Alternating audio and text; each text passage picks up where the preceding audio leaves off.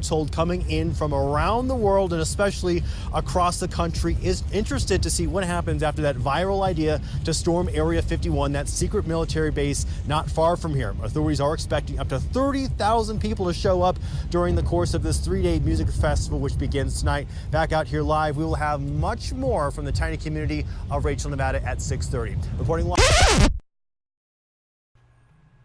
Oh man, that was actually apparently a narrative runner going by. Holy shit. So, yeah, so despite the millions that responded, only 75 of these fuckers actually showed up about 3 hours ago, and we actually have one that decided to run. Fuck, how about that? Okay, so look. In a way, I was kind of expecting to do a different video today. I thought we were going to have the biggest Darwin Award in the history of mankind, and the millions that responded that they were going to go and do this because they can't stop us all. Well, apparently they can, obviously, because you have a giant fucking glaring sign there that says use of deadly force authorized. Should maybe like not fucking, challenge that. The fact that only 75 idiots showed up out of the millions of people in the United States of America gives me a little bit of hope for the human race. But you know what? That one guy, whether he was serious or not, narrative running behind that reporter, that's how you become a fucking hero in this world. That shit's hilarious. Well, you see that I'm in my military aviation museum shirt. I love that place, by the way, because I'm a vintage aircraft nerd. If you haven't seen my War Thunder streams to know how that works, stand by. Those are coming back. Veterans Day is around the corner. But today is the start of the NAS Oceana Air Show. And I was going to go and kind of help out with the museum a little bit there today. Things kind of fell through with that between work and medical and everything else. I'll get into that later. But yeah, today is the NAS Oceana Air Show. It's all weekend long. If you're in the area, if you're anywhere near Virginia Beach, please go out and support them. They love that. That's what helps them keep doing these things. A lot of this stuff is volunteer led, so y'all's support helps them a lot. And there's a lot of veterans support groups and programs out there as well. So, if you've never needed a kind of a venue, if you've been kind of hiding on your couch and not talking to other veterans, you might want to use this opportunity to get off that couch and go out and talk to people, because we're going to be November before we know it, and you're going to hear me chest pounding and beating my marching drum to the whole hashtag 22 kill shit. So might as well get it out of the way now if you need to talk to anybody. NAS Oceana Air Show is a great place to go and see see and hear the sound of freedom and talk to some fellow veterans. So get out there, have some fun this weekend. You could probably tell by now the lighting's improved in the room. Fucking awesome. I wouldn't really call it a bender, but I decided to go out and buy some LED lighting that was on sale to get rid of the old CFL and incandescent bulbs that we had that was putting off too much heat and had just too dim lighting in here. So I want to get some better lighting, some better cross lighting. I like the results. It looks good in here. Tell me what y'all think. And so this week was kind of iffy on Crohn's, hence why I'm here at home and not at the air show right now. But at least the BMI loss is still consistent. Pretty happy about that. And that's what's going to be fun about these videos, because we can go back to the original video I posted on this series and a year from now look and see how much weight I've lost and see if it stays off with the treatments that I'm taking care of. Because post-Navy career, I don't want to be that post-Navy like fat body that you see walking around all the time. So, and I'm upping the dosage on my meds to kind of help me be a little bit more consistent with my content, a little bit better focus, and really not miss any more Thursday streams, because I kind of owe y'all one for that one. It's 2 weeks in a row I've missed a Thursday stream, and we're going to try and see if we can make up for that this weekend. So let's move on to the good and the bad and the ugly. So let's cover some of the good news, first of all. So Twitch now has the IGDB. It's a great storefront. It's great for storefront APIs. But so IGDB, if it sounds familiar to you, it's basically the IMDb of video games, as it says. It's a directory of information about games, ranging from the ratings, genres, and themes to crowdsource data about how long they take to beat, yada, yada, yada. It's great information, too, because it doesn't just help IGDB and the games themselves when you are connected through Twitch. It allows streamers and their viewers to be more informed on the games that are being played, watched, etc., etc. I'm kind of excited for that as a streamer myself, because it also means that people who may not know a whole lot outside of what they're seeing on my stream can go and investigate a little further on the game that they're watching me stream. So I think this is a great thing. It can only get better from here. I'm super freaking excited to see how Twitch evolves this partnership with IGDB. If you need to know more for information, by all means, check out the link that's here in the screen and read about it a little more on yourself. But this is nothing but great news for streamers. So we're going to jump into the bad news. We all know about Fallout 76's scrap bot in the refrigerator. We know about the refrigerator was supposed to slow down how long it takes to spoil food, and the scrap bot goes out and gets junk. But as you can see now, the $5 junk bot was supposed to be in the base game. If you remember from the trailers, the pre-launch trailer, there was all kinds of these little capsules, just like the Protectron capsules and stuff, that were for these scrap bots. And, well, they didn't put it in the game, obviously, and now they're charging you the $5 convenience for it. Oh, we decided to put it in the game now. So here, for $5 though, we'll give you something that we had advertised would be in the game at launch. All right, well, we all know that's a heaping pile of bullshit, which is, I guess, pretty typical at this point from Bethesda. But what I really, really hate about this whole situation is, despite promises of cosmetic-only microtransactions, they continue to take a mile whenever the community gives an inch. That's fucking dumb. And companies seem to love charging money for convenience, and it sucks because most players aren't even aware that some games are artificially inflated and grind or inconvenienced to justify adding these convenience items. I mean, this is happening right under your nose, and most people aren't even aware that it's even happening at all. But it is, and there it is. And again, now the item that was supposed to be in the pre-launch trailer is now a convenience item. And as if things weren't bad enough, the ESRB and Peggy continued to frickin' excuse NBA 20's loot box trailer, which is crazy to me, because if you haven't seen the trailer, we've talked about it a couple times in prior videos. You got the slot machine mechanic. Now, granted, you've heard it all before. There's adults in there's adults in that trailer playing the slot machine, because we all know that if it was kids, even though this game's targeted for everyone, if there was kids playing these slot machines, the world would have fucking rioted over this. And believe it or not, the ESRB and Peggy, I guarantee you, know this. They know this. And that's the crazy part about it, because if there's never been any more clear writing on the wall that Peggy and ESRB is in bed with these game companies, this continual excuse to defend the E for everyone rating for these gambling mechanics, the loot box mechanics in this game, 2K has joined EA in just how egregious you can get with monetization. And that bothers me for the future of gaming, because it makes me wonder, with the FIFA boss going over to DICE, it makes me wonder just how bad are our favorite games, Star Wars Battlefront and Battlefield going to get going forward. Battlefield 5 is already in a shit spot right now. How much worse is Battlefront 2 going to get? Just when that game's starting to get momentum again, they might start sneaking some microtransactions in there. You got the new Need for Speed game coming out where they said no loot boxes. Well, how long is that going to stay the truth? We all saw what happened with Iron Crown for freaking Apex Legends. We can't take EA at their word anymore, so now we can't take 2K at their word, because there's evidence of review manipulation, and now there's this with Peggy and ESRB defending an E for everyone rating with loot boxes and simulated gambling, which results in real value. That's the thing, is if it's all virtual, then it gets a teen rating.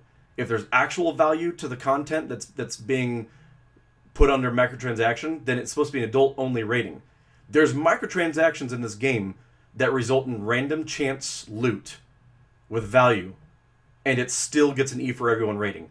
If y'all don't see a problem with this, it's about time to kind of wake up, because it's long overdue for companies to start taking ownership for the freaking shit that they're starting to slide under the table to these kids.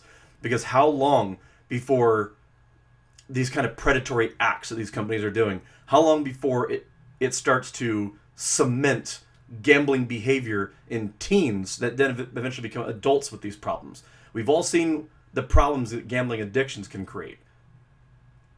Well, you get a taste of something good, you want more of it, right? That's just human nature, all right? But if you develop these traits in children, it's going to make it that much worse on them as adults. So, again, if you want to read more, theapptrigger.com article will be available. Check it out. And let's move on to the ugly. ACG. If y'all haven't seen the tweet yet, ACG is a big YouTuber, by the way. Does a lot of video game reviews. Great dude. Has about 500,000 subs.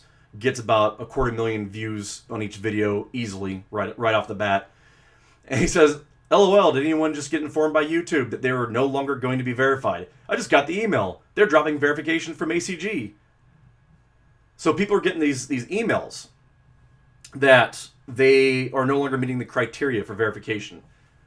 Once again, like I said in the last video, there's some stuff developing with YouTube, with the age stuff, the verification shit, and I wasn't sure if it was gonna have any effect on me and my future in YouTube.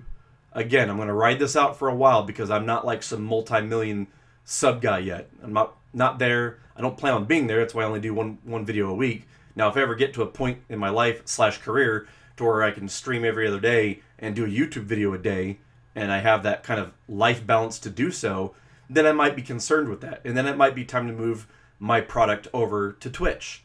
But for that, until that happens, my brand is just fine being homogenized across multiple media until people who, until my viewers and fans tell me otherwise, right? But people like ACG, they don't deserve this. If people watch ACG, they know who ACG is. There's nobody out there pretending to be ACG that automatically says, well, do you mean this other guy? Or this other person? Or this other company? No, we mean ACG, Jeremy Penner. We mean this guy who makes great freaking game reviews. Okay, he has 500,000 subs. That's, well, like 600k subs, more likely. So, for him to get his verification stripped from him is kind of horseshit, and it's just one more overstep that YouTube's doing, apart from the way that they've been. I don't want to get into it because it's just going to piss me off because I'm already mad about the next ugly thing I got to talk about in the news. So just be aware of this. If you've been YouTubing for a while and you think your stuff might be at risk, you might want to check your email that's associated with your YouTube account and find out if you get the same email that he got about you no longer meeting that criteria for verification. And yeah. So let's move on to the bad part of the ugly news. Okay, so the really bad part of the ugly news is that me and my guild, we lost our player city in Star Wars Galaxy's Legends.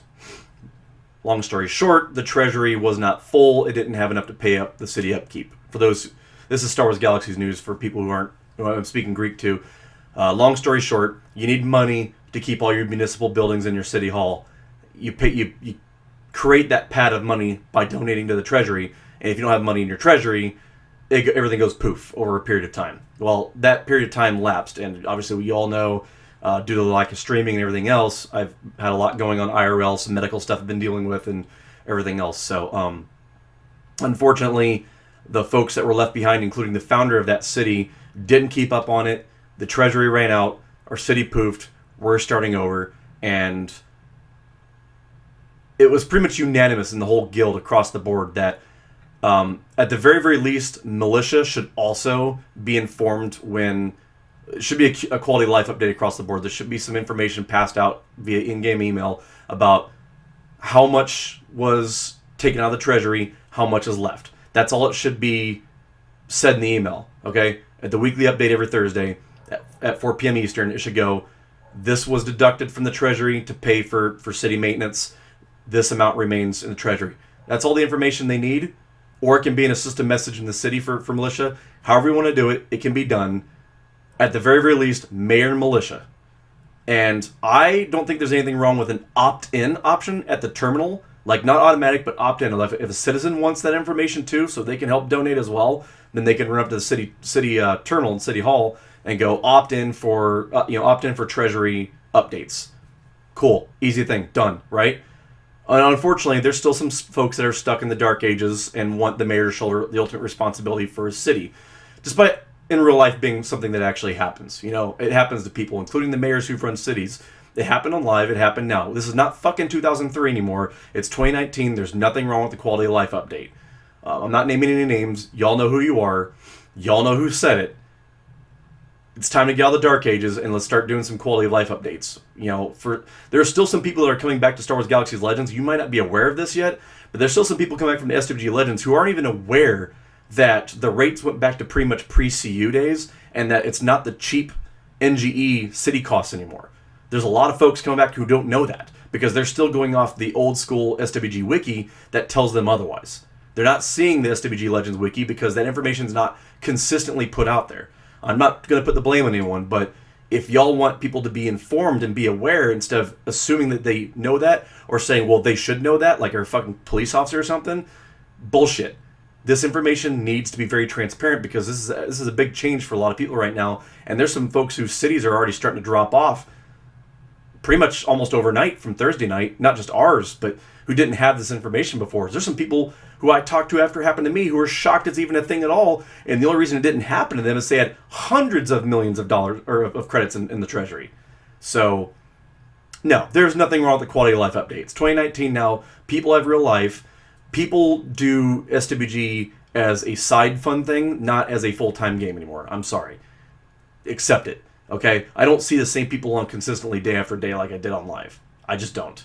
Except maybe like 5% of the 1,500 plus people we have on average during the peak hours. Maybe up to 5% of that is your everyday folks. They're probably not communicating with every single person who's logging in. They're just not. That's just the, when you have thousands of people playing, that's just the nature of it. You're going to have a lot of people we've never met before. We just had that. We had a guy who was an old friend of ours on Starsider who we ran into, who'd been on the server for 2 years, and we weren't even aware he was already on the server. It happens. That's why transparency from the players to staff and back again is vital, so that people don't get surprised by these things.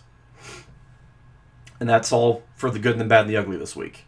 Streaming. We're going to try and get a Final Fantasy 14 stream in maybe this weekend. If not this weekend, next Thursday, for sure. It's going to happen. Knock on wood. Nothing freaking crazy happens. We're going to make it happen.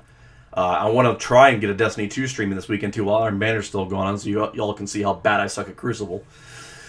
Star Trek Online is going to be on Tuesday again. Still going well. People enjoy the nerdy mixed beverages I make, so I'll keep doing that. For the individual I gave the recipe for ramen nail to, you're welcome. Hope you got fucked up. 29th of September, we're going to start Season of the Harvest.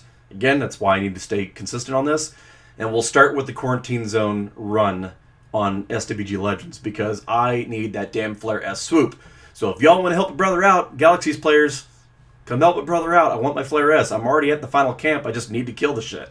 And if we can go in and kill the Ranker and eventually get me my Blackwing rifle, that'd be great too. And so for the duration of the Season of the Harvest, which will run till roughly about Hanukkah, there'll be Doom Tuesdays every Tuesday until I finish that Doom. Hopefully I finish Doom 2016 around the time Doom Eternal comes out in November, and that gives me roughly a month to play through Doom Eternal. May have to do that one on the easiest difficulty just for the sake of getting through the game and seeing the content.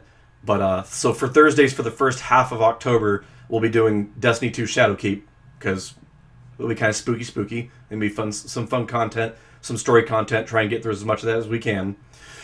And we'll be switching halfway through October through Halloween to Guild Wars 2 so we can do the Mad King content because I don't know if I've ever actually streamed that one before on my Twitch channel. And if I have, it was probably my pre-affiliate days. So I want to see if I can get that Mad King in there for those who've never seen it in Guild Wars 2 because it's a rip-roaring good time. It's funny. And it's just chaos. It's just an absolute great time. And then we'll go back to Destiny after Mad King is over. Sunday streams, when they happen, will be only Star Wars Galaxies or Star Trek Online. The Bonnie Kin creepy freaking quest, I'll have to do that one sometime during the Halloween time frame. But it'll be Star Wars Galaxies or STO at community request. And that'll be pretty much it for streaming going forward. We'll see. We'll have some ILM streams in December, but I'll talk about when those are going to happen. I want to wait till we're closer to launch before we get there. If I have time and people request it, I'll even do a dev stream on some of the actual work I'm doing, the texture art, some of the programming I'm doing in SIE, and so on and so forth. So, folks, it's been a great run. It's been a good week. not the greatest Crohn's week, but at least the weight loss is still going, the BMI reduction still happening, and I got a brighter room for entertaining all y'all folks in. So thanks. Drop a sub, drop a like, and I hope to catch y'all next time. See you next week. Jarek Cyphus, signing off.